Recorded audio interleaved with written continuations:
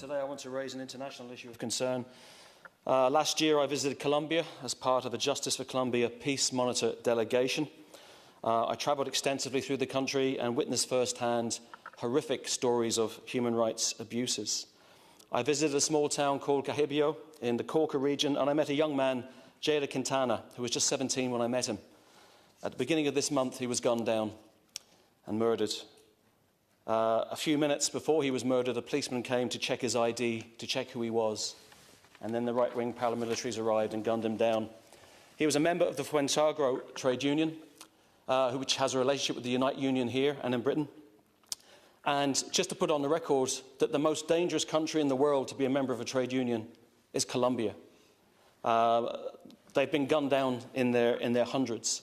In fact, 1,000 people have been murdered since the peace process was initiated 4 years ago.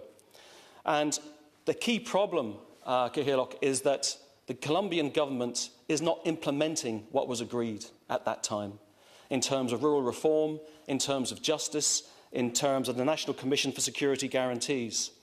And I know the Colombian embassy is very active here in Dublin, and I want to call for a debate, a foreign affairs debate, so we can discuss this in greater detail. I have already written to the Minister for Foreign Affairs requesting a meeting, and I want to understand what measures our government are going to take to put pressure on the Colombian government, because, to be fair, while their people in the embassy are very decent and fair people, we're talking about a very, very far-right government who seem to be watching on as people are literally slaughtered month after month. And we have to do what we can to ensure that people like Jada, murdered like so many in Colombia just for trying to build a better life for his family and his community, that something fundamentally is done by our government. We need to hear justice for the people of Colombia. Thank you, Senator.